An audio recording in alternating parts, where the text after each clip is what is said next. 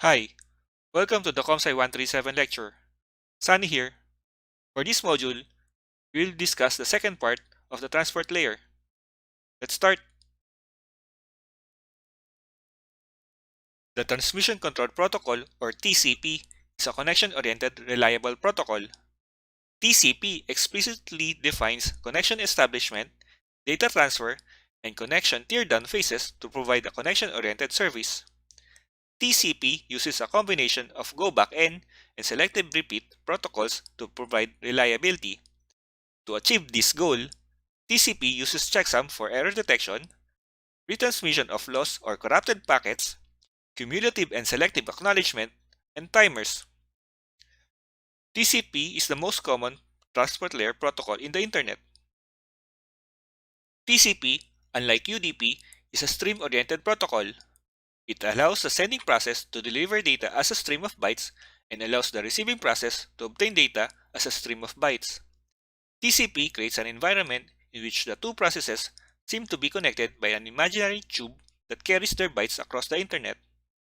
The sending process produces the stream and the receiving process consumes it. Here are some of the protocols that uses TCP and their ports. Because the sending and the receiving processes may not necessarily write or read data at the same rate, TCP needs buffers for storage.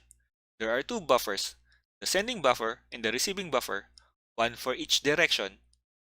One way to implement a buffer is to use a circular array of 1-byte locations. For simplicity, we have shown two buffers of 20 bytes each. Normally, the buffers are hundreds or thousands of bytes depending on the implementation. We also show the buffers as the same size, which is always not the case. The figure shows the movement of the data in one direction. At the sender, the buffer has three types of chambers. The white section contains empty chambers that can be filled by the sending process.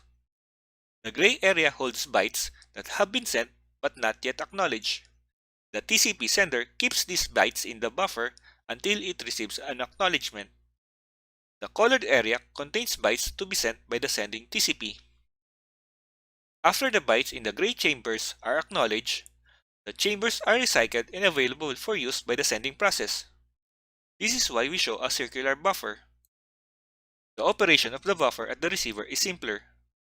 The circular buffer is divided into two areas. The white area contains empty chambers to be filled by bytes received from the network. The colored sections contain received bytes that can be read by the receiving process.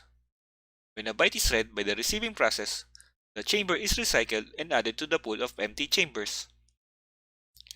TCP has several features to provide connection-oriented and reliable services. First is the numbering system. Although the TCP software keeps track of the segments being transmitted or received, there is no field for a segment number value in the segment header. Instead, there are two fields, called the sequence number and the acknowledgement number. These two fields refer to a byte number and not a segment number. TCP numbers all data bytes that are transmitted in a connection. Numbering is independent in each direction. When TCP receives bytes of data from a process, TCP stores them in the sending buffer and numbers them. The numbering does not necessarily start from 0. Instead, TCP chooses an arbitrary number between 0 and 2 raised to the 32 minus 1 for the number of the first byte. For example, if the number happens to be 1057 and the total data to be sent is 6000 bytes, the numbers are numbered from 1057 to 7056. TCP assigns a sequence number to each segment that is being sent. The sequence number for each segment is the number of the first byte carried in that segment. When a connection is established, both parties can send and receive data at the same time. Each party uses an acknowledgement number to confirm the bytes that it has received. Another feature is the flow control. The receiver of data controls the amount of data that are to be sent by the sender. To provide reliable service, TCP implements an error control mechanism. In congestion control, the amount of data sent by the sender is not only controlled by the receiver, but it is also determined by the level of congestion in the network. A packet in TCP is called a segment. The format of a segment is shown here. The segment consists of a header of 20 to 60 bytes, followed by data from the application program. The header is 20 bytes if there are no options and up to 60 bytes if it contains options. The source port address is a 16-bit field that defines the port number of the application program in the host that is sending the segment. The destination port address is a 16-bit field that defines the port number of the application program in the host that is receiving the segment. The sequence number is a 32-bit field that defines the number assigned to the first byte of data contained in the segment. During connection establishment, each party uses a random number generator to create an initial sequence number or ISN. The acknowledgement number is a 32-bit field that defines the byte number that the receiver of the segment is expecting to receive from the other party. The header length field is a 4-bit field that indicates the number of 4-byte words in the TCP header. The length of the header can be between 20 and 60 bytes. The control field defines 6 different control bits or flags as shown below. One or more of these bits can be set at a time. These bits enable flow control, connection establishment and termination, connection abortion, and the mode of data transfer in TCP. The window size field is a 16-bit field that defines the size of the window in bytes that the other parties must maintain, normally referred to as the receiving window, and has a max value of 65,535 bytes. The checksum is a 16-bit field where the calculation is the same as the UDP. Inclusion of the checksum in TCP is mandatory while it is optional in UDP. The urgent pointer field is a 16-bit field which is only valid if the urgent flag is set, defines the number that must be added to the sequence number to obtain the last number of the urgent byte in the data section of the segment. Option fields can be up to 40 bytes of optional information. TCP is connection-oriented. A connection-oriented transport protocol establishes a logical path between the source and destination. All of the segments belonging to a message are then sent over this logical path. Using a single logical pathway for the entire message facilitates the acknowledgement process as well as retransmission of damaged or lost frames. TCP uses the services of IP to deliver individual segments to the receiver, but it controls the connection itself. If a segment is lost or corrupted, it is retransmitted. It requires 3 phases: connection establishment, data transfer, and connection termination. The connection establishment in TCP is called three-way handshaking. In our example, an application program called the client wants to make a connection with another application program called the server using TCP as the transport layer protocol. The process starts with the server. The server program tells its TCP that it is ready to accept a connection. This request is called a passive open. Although the server TCP is ready to accept a connection from any machine in the world, it cannot make the connection itself. The client program issues a request from an active open. A client that wishes to connect to an open server tells its TCP to connect to a particular server. TCP can now start the three-way handshaking process. Take note that a SYN segment cannot carry data, but it consumes one sequence number. Also, a SYN plus ACK segment cannot carry data, but it also consumes one sequence number. An ACK segment, if carrying no data, consumes no sequence number. A rare situation may occur when both processes issue an active open. Both TCP transmit a SYN plus ACK segment to each other, and one single connection is established between them. The connection establishment procedure is susceptible to a serious security problem called SYN flooding attack. This happens when one or more malicious attackers send a large number of SYN segments to a server pretending that each of them is coming from a different client by faking the source IP addresses in the datagrams. The server, assuming that the clients are issuing an active open, allocates the necessary resources such as creating transfer control block tables and setting timers. The TCP server then sends the SYN plus ACK segments to the fake clients, which are lost. When the server waits for the third leg of the handshaking process, resources are allocated without being used. If, during this short period of time, the number of SYN segments is large, the server eventually runs out of resources and may be unable to accept connection requests from valid clients. This SYN flooding attack belongs to a group of security attacks known as a denial of service attack in which an attacker monopolizes a system with so many service requests that the system overloads and denies service to valid requests.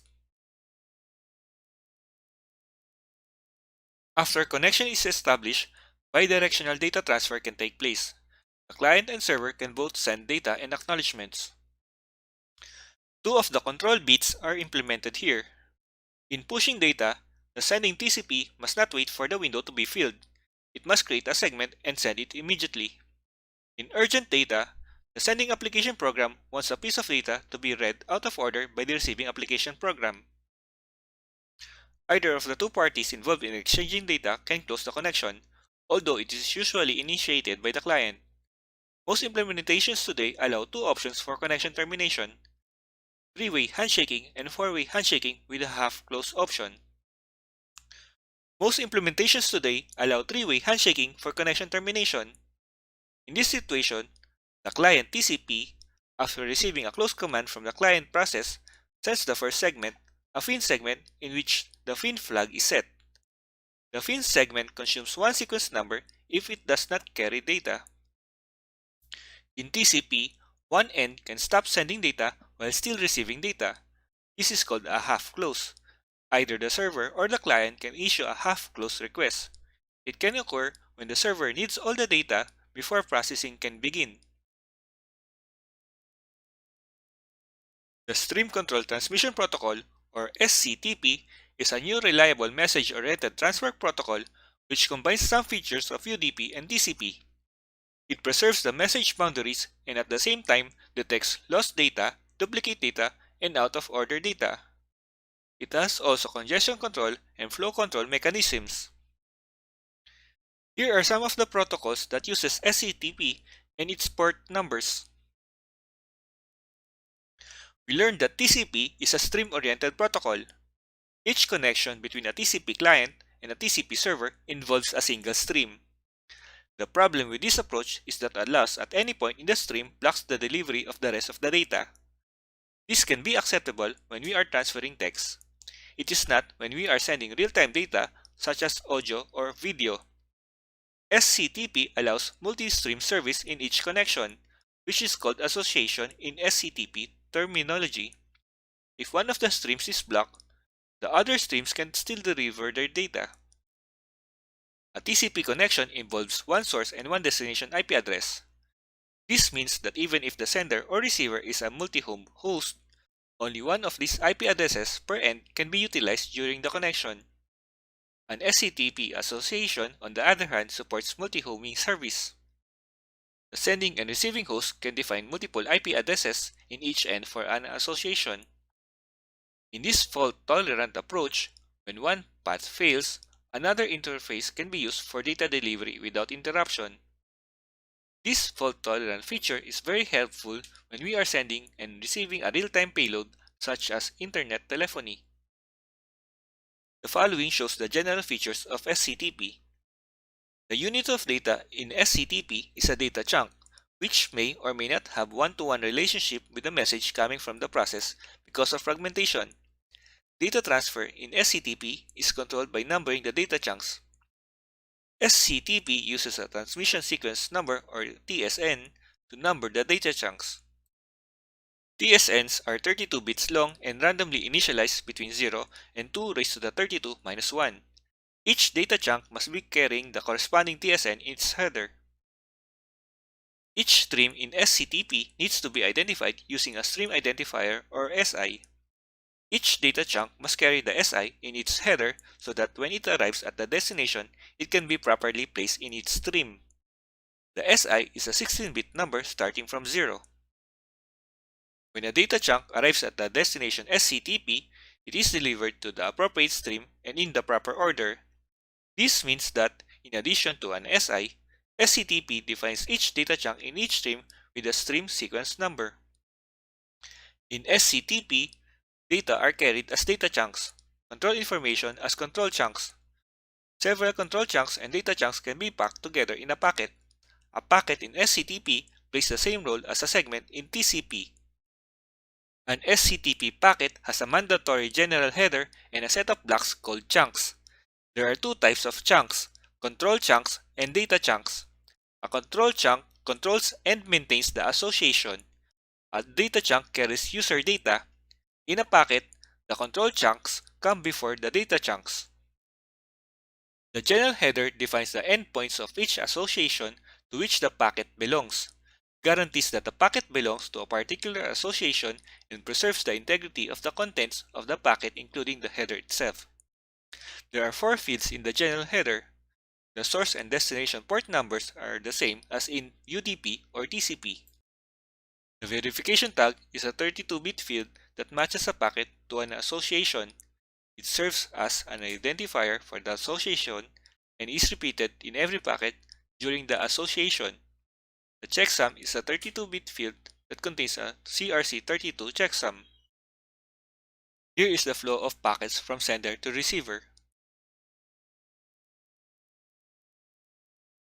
Here are the several types of chunks in SCTP. Here is the difference between a TCP segment and a SCTP segment.